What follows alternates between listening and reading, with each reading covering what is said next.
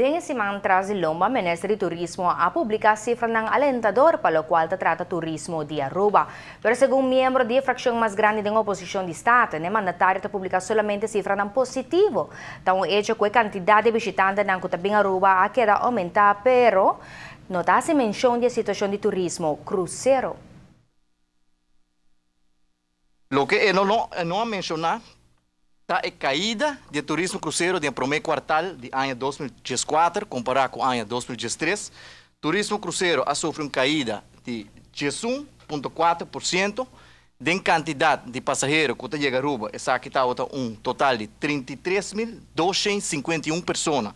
Se nós tomamos o aumento de 2,2% de stopovers e a caída de 11,4%, nós por concluir com a caída total para o primeiro quartal de turismo, para o ano 2014, comparando com o ano 2013, está de 5,3% e está tratando aqui de um total de quase 28 mil passageiros, menos que o ordem registrar com a nos isla durante o primeiro quartal. El parlamentario está de opinión que el gobierno de Aruba hace una inversión sustancial en un proyecto de Trump que no me trataba de tener una prioridad, mirando que ahora una caída de 33.000 turistas de barco crucero, que lo mestera funge como pasajero para el vehículo aquí. O governo invertiu mais ou menos 80 milhões de um tram.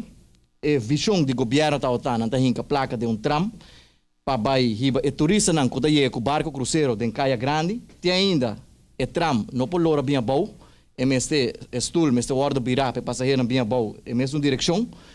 80 milhões de placas de pueblo a ser invertido. Nós é tempo a señalar que essa está uma prioridade vez e awe nossa geração. E mais mirando a situação de turismo cruzeiro, aqui que nós está constatar que o turismo cruzeiro a começar a cair.